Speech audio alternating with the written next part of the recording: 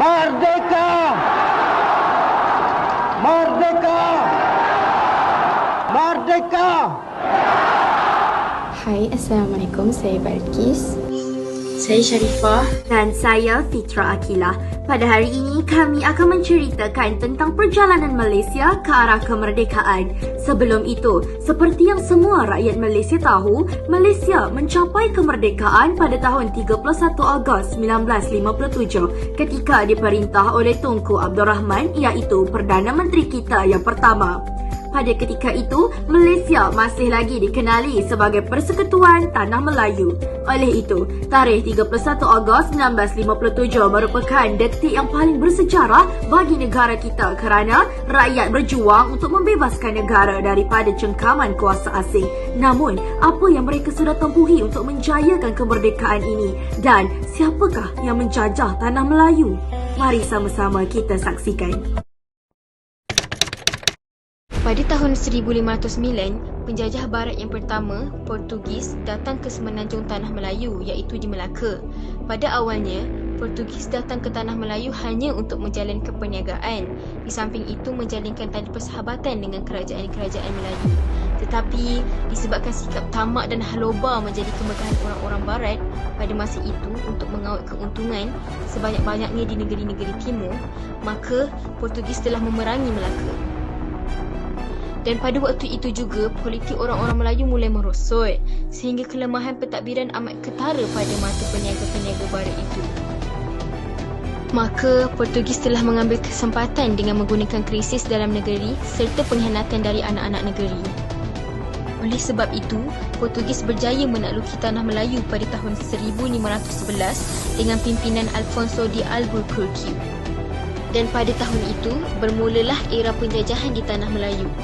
Pada tahun 1641, Portugis akhirnya tewas apabila satu lagi kuasa penjajah barat datang dengan bantuan kerajaan Melayu Johor, iaitu Belanda. Pada pertengahan tahun 1640, Belanda bersatu dengan kerajaan Melayu Johor menyerang Portugis untuk menawan Melaka.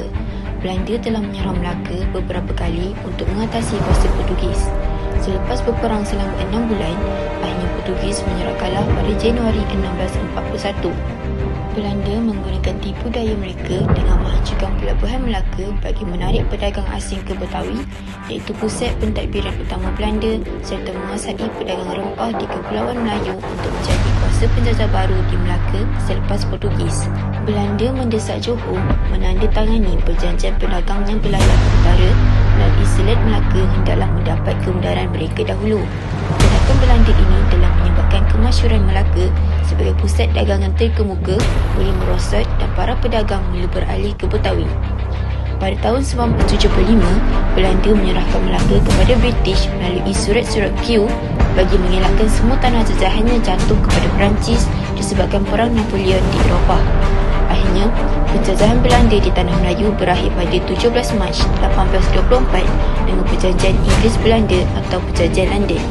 Perjanjian tersebut ditandatangani untuk menamatkan persaingan antara Belanda dan British.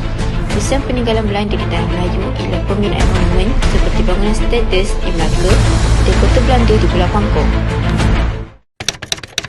Penjajah Inggeris berjaya mengambil Melaka dari tangan Belanda melalui Perjanjian Pertukaran Wilayah pada tahun 1824. British telah datang ke Kepulauan Melayu pada awal abad ke-17. Kedatangan British ke Tanah Melayu adalah untuk menguasai kekayaan ekonomi Tanah Melayu. Terdapat beberapa kesan yang terjadi akibat Perjanjian Inggeris-Belanda 1824. Antaranya ialah pembahagian Kepulauan Melayu kepada dua lingkungan pengaruh. Seterusnya, perpecahan Empayar Johor Riau di mana Singapura dan Tanah Besar Johor di bawah kuasa British dan Kepulauan Riau di bawah kuasa Belanda. Akhir sekali, persaingan kuasa antara Belanda dan British semakin sengit apabila kedua-dua pihak berselisih faham tentang butir-butir wilayah. Pada tahun 1826, British telah menyatukan Pulau Pinang, Melaka dan Singapura di bawah satu unit pentadbiran yang dikenali sebagai Negeri-Negeri Selat. Pada tahun 1841, James Brooke mengambil Sarawak dan Sabah pula diserahkan kepada British pada tahun 1875. terdapat penentangan masyarakat tempatan terhadap kuasa British seperti Dol Said daripada Negeri Sembilan. Kemudian, Perak iaitu Sultan Abdullah. Seterusnya, penentangan Dato' Bahaman dari Pahang, terdapat penentang dari Tok Janggut dari Kelantan pada tahun 1915 dan Haji Abdul Rahman Nimbo daripada Terengganu pada tahun 1922. Akhir sekali, terdapat penentang daripada Sabah iaitu Mat Saleh dan Rentak daripada Sarawak. Selepas itu, pada tahun 1941, Tanah Melayu diserang oleh Jepun dan membuatkan rancangan desentralisasi tergendala. Pada 8 Disember 1941, Jepun telah menyerang Tanah Melayu melalui jalan laut dan mendarat di pantai Padang Pak Ahmad, Kota Baru. Kehadiran tentera Jepun yang ramai memaksa British untuk berundur. Pada masa yang sama, Jepun juga menyerang Singapura, Hong Kong dan Pearl Harbor di Amerika Syarikat melalui udara. Jepun telah membuat persediaan perang yang rapi dan teratur kerana mereka mengkaji dahulu kedudukan pertahanan tentera British di Tanah Melayu. Kemudian, mereka juga mempunyai kelengkapan perang yang canggih di samping semangat juang yang tinggi untuk Maharaja Jepun. Pihak British menyangka Jepun akan membuat serangan di Singapura sebagai pusat pertahanan utama British. Sebaliknya, Jepun menyerang melalui Kota Baru dan bahagian utara Tanah Melayu. Pemerintah Jepun mengambil alih semua kegiatan ekonomi yang dahulunya dikuasai oleh pengusaha Eropah dan orang Cina. Pada pertengahan tahun 1945, tentera berikat telah bersiap sedia untuk menyerang Jepun dan mendapatkan semula Tanah Melayu. Tetapi, serangan tidak sempat dilakukan kerana Jepun telah menyerah kalah. Pengunduran Jepun dari Tanah Melayu adalah disebabkan oleh Amerika Syarikat menggugurkan bom atom di Hiroshima, Jepun pada 6 Ogos 1945. Kemusnahan negara Jepun menyebabkan Maharaja Jepun, Maharaja Hirohito menyerah kalah pada 15 Ogos 1945. Pada tahun 1945, bulan September, British kembali semula ke Tanah Melayu dan berusaha mengawal kumpulan komunis. Tetapi, apabila Chin Peng mengambil alih pimpinan PKM, gerakan keganasan dilakukan secara terbuka. Tentera Anti-British Penduduk Tanah Melayu MPAPA ditubuhkan oleh PKM melancarkan pemberontakan bersenjata. Pada 12 Jun 1948, PKM membunuh 3 orang pemimpin Parti Kuomintang di Johor dan pada 16 Jun 1948, 3 orang peladang Eropah dibunuh di Perak.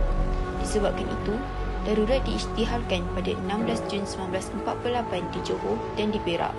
Pada 12 Julai 1948, darurat diisytiharkan di seluruh Persekutuan Tanah Melayu.